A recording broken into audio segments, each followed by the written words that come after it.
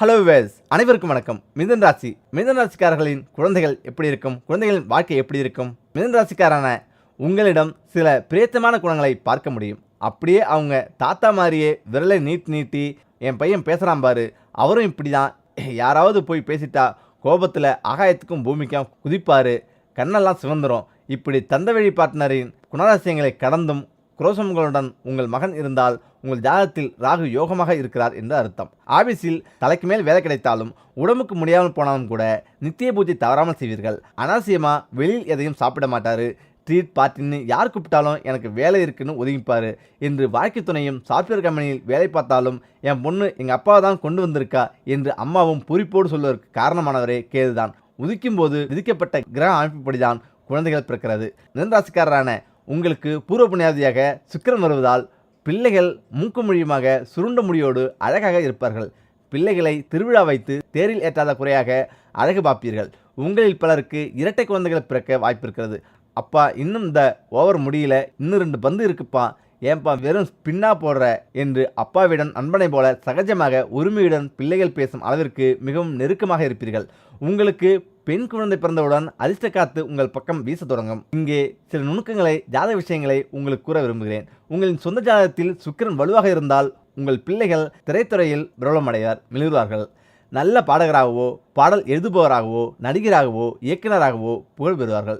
சுக்கிரனுடன் உங்கள் ராசிநாதனான புதனும் சேர்ந்திருந்தால் சிறந்த ஆடிட்டராகவும், சிற்ப கலைஞராகவும், கட்டிட வாகன வடிவமைப்பாளராகவும் விளங்குவார்கள். மற்ற பிள்ளைகளுடன் ஒப்பிட்டு பார்க்கும்போது உங்கள் பிள்ளைகளிடம் கிரியேட்டிவிட்டி சற்றே அதிகமாக இருக்கும். தேர்வில் கூட வினாக்களுக்கு பதிலளிக்கும் போது உங்கள் பிள்ளைகள் சொந்த நடையில் விடையளிப்பார்கள். சுக்கிரன் சனியுடன் சேர்ந்திருந்தால் பிள்ளைகள் அயல்நாடு சென்று உயர்கல்வியை முடிப்பார்கள். பெரிய நிறுவனம், தொழிற்கூடங்கள் வைத்து நடத்துபவராகவும் இருப்பார்கள். உங்கள் ராசிக்கு சத்திர ஸ்தானாதிபதியாக செவ்வாய் வருவதால் 5ஆம் வீட்டில் செவ்வாய் அமர்ந்திருந்தாலோ, சுக்கிரன் அல்லது புதனுடன் சேர்ந்திருந்தாலோ குழந்தை பாக்கியம் தடைப்பட்டு கிடைக்கும். உங்கள் அறிவுரையை அலட்சியப்படுத்துபவர்களாகவும் குழந்தைகள் இருப்பவர்கள். உங்கள் பாதாதிபதியாக குரு வருவதால் குரு 5இல் இருந்தாலும் மருத்துவத்தின் உதவியாலும் நவீன சிகிச்சையாலும் குழந்தை பெற்றுக் கொள்வீர்கள். நான் மிதுன ராசி தான், ஆனால் என் ராசிக்கு பூர்வ புண்ணியாதிபதியாக வரும் சுக்கிரன் என் ஜாதகத்தில் பலம் பெற்றிருக்கிறாரா அல்லது பலவீனமாக இருக்கிறாரா என்பதெல்லாம் எனக்கு தெரியாது. நான் என்ன செய்ய வேண்டும் என்று உங்களுக்குள் கேள்வி இருந்தால் சுக்கிரனை பலப்படுத்தும் சில பரிகாரங்களை செய்யலாம். வெந்தயக்கீரையை அடிக்கடி உணவில் சேர்த்துக் கொள்ளுங்கள். சில நாட்களில் மொச்சப்பயிரையும் கலந்து சாப்பிடுங்கள். பொன்னி அரிசியுடன் அவரைக்காய், பீன்ஸ் போன்றவற்றை தானமாக கொடுங்கள். குடும்பங்களால் புறக்கணிக்கப்பட்டு வாழும் காதல் திருமண தம்பதியருக்கு உங்களால் ஆன உதவியை செய்யுங்கள். பெரிய நெல்லி மரக்கன்றை நட்டு பராமரியுங்கள். வெள்ளியால் ஆன ஆபரணங்களை ஏழை பெண்ணின் திருமணத்துக்கு தானமாக கொடுங்கள். சுக்கிரன் கண்பார்வைக்கும் அதிபதியாக வருகிறார். எனவே அடிப்படை வசதி இல்லாத கிராம பகுதிகளில் இலவச கண் சிகிச்சை முகாம் நடத்த உதவுங்கள். அப்படி செய்வோருக்கு துணையாக இருங்கள். கோயில் யானையின் ஒரு நாள் உணவு செலவை ஏற்றுக்கொள்ளுங்கள். மிதுன ராசியில் மிருகசீரிசம் 3-4 மாதங்களில் பிறந்தவர்களுக்கு திருமணம் தாமதமாக நடந்தால் குழந்தை பாக்கியம் உடனே கிட்டும். பொதுவாக இவர்களுக்கு 28 முதல் 34 வயதுக்குள் குழந்தை பாக்கியம் அமைந்துவிடும். ஏனெனில் ஏறக்குறைய 20 வயது முதல் பாதாதிபதியான குரு திசை நடப்பதால் தாமதத்திற்கு வாய்ப்புகள் உண்டு. திருவாதிரை நட்சத்திரக்காரர்கள் பொதுவாக ஒரே ஒரு குழந்தை மட்டும் பெற்றுக்கொள்ள விரும்புவார்கள். திருமண பொருத்தம் பார்க்கும்போது வாழ்க்கை துணையின் ஜாதகத்தில் 5ஆம் வீட்டில் ராகு, கேது, செவ்வாய் இல்லாமல் இருப்பது நல்லது. 24 முதல் 32 வயதுக்குள் மகப்பேறு அமையும். இவர்கள் விருச்சிக ராசி வாழ்க்கை துணையை தேர்ந்தெடுக்காமல் இருப்பது நல்லது. புனர்பூச நட்சத்திரத்தின் முதல் 3 பாதங்களில் பிறந்தவர்களுக்கு திருமணம் விரைந்து முடியும். குழந்தை பாக்கியமும் உடனே கிடைக்கும். சிலருக்கு அண்ணனுக்கு இன்னும் முடியல, அதுக்கப்புறம் தான் எனக்கு என்று மூத்த சகோதரி அல்லது சகோதரனால் திருமணம் தள்ளி போகும். 30 வயதுக்குள் குழந்தை பாக்கியம் நிச்சயம் உண்டு. மிதுன ராசிக்கு பூர்வ புண்ணிய ஸ்தானமான குழந்தை வரத்தை தருவதாக துலா சுக்கிரன் வருகிறார். சுக்கிரன் பலவீனமாக இருப்பின் பெருமாள் ஆலயத்தை வணங்குவது சிறப்பாக இருக்கும். அதிலும் குழந்தை வரமனில் சொல்லவே வேண்டாம். வெண்ணெய் ஏந்திய கிருஷ்ணரான நவநீத கிருஷ்ணனை தரிசித்தாலே போதும். அப்படிப்பட்ட தலமே மதுரை நகரில் உள்ள நவநீத கிருஷ்ணன் ஆலயம். ஒரு முறை இந்த கிருஷ்ணரை தரிசியுங்கள். தன்னை போலவே ஒரு குழந்தையை உங்கள் இல்லத்திலும் தவழ செய்வான். அடுத்ததாக வாழ்வை வளமாக்கும் முருக வழிபாடு. என்னென்ன நன்மைகள் கிட்டும்? முருகன் தமிழ் கடவுள் என அழைக்கப்படுகிறார். பல சித்தர்கள் முருகன் காட்சி தந்ததாக புராணங்கள் சொல்கின்றன. முருகனுக்கு பல கோயில்கள் இருந்தாலும் 6 படை வீடுகள் அதில் முக்கிய இடம் பிடிக்கிறது. சரவணபவன் என்னும் மந்திரமே முருகனின் உருவமாகிறது. முருகா என கூறினால் வருந்துன்பம் அனைத்தும் நீங்கிவிடும் என்பது நம்பிக்கை. முருகனுக்கு உகந்த நாளாக செவ்வாய்க்கிழமை கருதப்படுகிறது. இதனால் செவ்வாய்க்கிழமைகளில் விரதமிருந்து முருகனை வழிபட்டு வந்தால் குடும்ப அமைதி, மன நிம்மதி அனைத்தும் தேடி வரும். முருகப்பெருமானின் ஸ்லோகத்தை கூறி தினமும் வழிபட்டு வந்தால் எதிரிகள் தொல்லை நீங்கும், திடீர் ஆபத்துகளில் இருந்து நம்மை பாதுகாக்கும், குடும்ப பிரச்சனைகள் விரைவில் தீரும். தினமும் முருகனை வழிபடும் போது தூய ஆடை உடுத்தி விளக்கேற்றி வழிபட வேண்டும். அடுத்ததாக, பெருமாளுக்கு ஏன் துளசி சாட்ட வேண்டும்? காரணம் இதுதான். பெருமாளுக்கு பிரியமானதாக சொல்லப்படுவது துளசி. வழிபாட்டு தலங்களில் துளசிக்கு முக்கிய இடம் உண்டு. கங்கை நீருக்கு சமமாக கருதப்படும். எனவேதான் துளசி நீரால் இறைவனுக்கு அபிஷேகம் செய்கின்றனர். துளசி இலையின் நுனியில் நான்முகனும், அதாவது பிரம்மா, மத்தியில் திருமாலும், அடியில் சிவனும், மற்றைய பகுதிகளில் 12 ஆதித்யர்களும், 11 ருத்திரர்களும், 8 வாசுக்களும், 2 அஸ்வினி தேவர்களும் உள்ளனர் என்பது நம்பிக்கை. பெருமாள் கோயிலில் கொடுக்கும் துளசி தீர்த்தத்தால் உடலும் மனமும் புத்துணர்ச்சி அடையும்.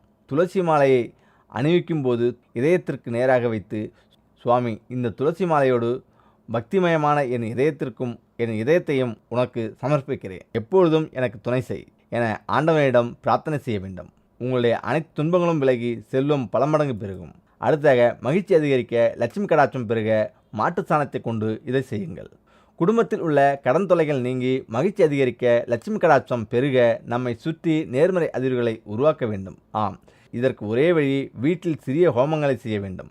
வீட்டில் ஹோமம் நடத்துவதற்கு இணையாக வேறொரு பரிகாரம் மற்றும் யாகம் செய்த பலன் கிடைக்க ஒரு சிறந்த வழி பஞ்சகவ்ய விளக்கு ஏற்றுவது. ஆம், பஞ்சகவ்ய விளக்கை வீட்டில் ஏற்றும் பொழுது யாகம் செய்வதால் கிடைக்கும் அதே நன்மைகள் கிடைக்கும். அது மட்டுமின்றி இதனால் நம்மை சுற்றியுள்ள அனைத்து நெகட்டிவ் வைப்புகளும் நம்மை விட்டு அகன்று விடுகிறது. இதனால் நமக்கு முக்கிய தேவையான ஆரோக்கியம், அமைதி, செல்வ வளம் இவை அனைத்தும் தடங்கள் இன்றி நம்மை தேடி வரும். மேலும் இந்த பஞ்சகவ்ய விளக்கில் உள்ள பொருட்களால் கூடுதல் நன்மைகளும் நமக்கு கிடைக்கிறது. பஞ்சகவ்யம் பஞ்சபூதங்களை சமநிலைப்படுத்தும். ஆம், பஞ்சகவ்ய விளக்கை எப்படி பயன்படுத்த வேண்டும்? ஒரு பித்தளை தட்டில் அல்லது மண் விளக்கில் உள்ளே வைத்து நெய் அல்லது நல்லெண்ணெயை ஊற்றி திரியை வைத்து தீபம் ஏற்றுவது போலே பஞ்சகவ்ய விளக்கை ஏற்ற வேண்டும். விளக்கு ஏற்றிய பின்னர் விளக்கும் சேர்ந்து எரியும். சுமார் 10 முதல் 15 நிமிடங்கள் எரிந்த பின்னர் விளக்கில் இருந்து யாகம் செய்யும் போது வரும் புகையை போல புகை வரும். அந்த புகை வீடு முழுவதும் பரவி நல்ல பலனை தரும். மற்றும் எரிந்து முடிந்தவுடன் அந்த விளக்கில் உள்ள சாம்பலை திருநீருடன் கலந்து நெற்றியில் பூசிக்கொள்ளலாம் அல்லது செடிகளுக்கு உரமாகவும் பயன்படுத்தலாம். தினமும் பஞ்சகவ்ய விளக்கை வீட்டில் ஏற்றி வந்தால் ஏற்படும் நன்மைகள் இதுதான். வீட்டில் இருக்கும் தீய சக்தியை இது போக்கி பாசிட்டிவ் வைபை உருவாக்கும், கடன் பிரச்சனையை போக்கும், செல்வ வளம் பெருக்கும், வீட்டில் இருக்கும் காற்றை சுத்தப்படுத்தும், நீங்கள் நினைத்த காரியம் நிச்சயம் நடக்கும். அடுத்ததாக, வீட்டு வாசல்படியில் எலுமிச்சை பழத்தை வைப்பது ஏன்? இதற்கு பின் இப்படி ஒரு விஷயமா? ஆம், பாருங்கள். வீட்டின் பிரதான வாசலில் எப்பொழுதும் குலதெய்வம் மற்றும் மகாலட்சுமி குடியிருப்பதாக கூறப்படுகிறது. இதனால் தன் வீட்டை கட்டும்போது தலைவாசல் வைத்ததும் சிறப்பு பூஜை செய்து பின்னர் மற்ற வீட்டு வேலைகளை துவங்குகின்றனர். இத்தகைய தலைவாசலில் அமர்ந்திருக்கும் தெய்வங்கள் கெட்ட சக்திகளை உள்ளே வரவிடாமல் தடுத்து கொண்டிருக்கும். இதன் சக்தியை அதிகரிப்பதற்காகவே சில பொருட்களை வாசலில் கட்டி தொங்க விடுகிறோம். எனவே வீட்டின் வாசலில் எலுமிச்சம்பழத்தை எப்படியெல்லாம் பயன்படுத்தலாம், அதனால் கிடைக்கக்கூடிய பலன்கள் என்னென்ன என்பதை பார்க்கலாம்.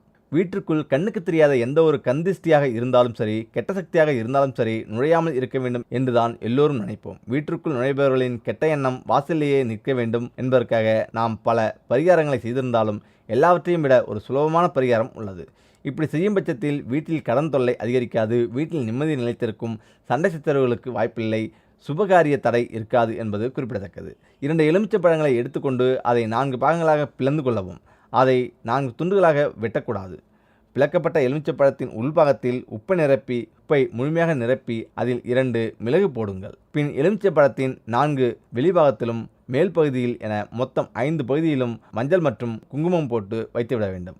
இதேபோன்றே 2 எலுமிச்சை பழத்தை நிலவாசப்படியின் 2 பக்கத்திலும் சிறிய தட்டின் மீது வைக்க வேண்டும். புள்ளிகள் இல்லாத எலுமிச்சம்பழத்தை மட்டுமே திஷ்டி கழிக்கவும் இதுபோல வாசலில் வைக்கவும் பயன்படுத்த வேண்டும். இதை வெள்ளிக்கிழமை அன்று காலையில் தான் செய்ய வேண்டும். அடுத்து வரும் வியாழக்கிழமை அன்று அந்த எலுமிச்சம்பழத்தை கால்படாத இடத்திலோ அல்லது ஓடும் தண்ணீரிலோ போட்டு விடலாம். மீண்டும் வெள்ளிக்கிழமை இதேபோல எலுமிச்சம்பழத்தை தயார் செய்து வீட்டு வாசலில் பாதுகாப்பிற்காக வைத்துவிட்டாலே போதும். எதிர்மறை ஆற்றல் ஈர்த்து நல்ல சக்திகளை கொடுக்கக்கூடிய தன்மை எலுமிச்சம்பழத்திற்கு உண்டு. எலுமிச்சம்பழத்தை அதனால்தான் தேவகனி என வர்ணிக்கின்றனர் தேவகர்கள். எனவே வீடு முழுவதும் பாதுகாப்பாக இருப்பதை மனரீதியாக உணர முடியும்.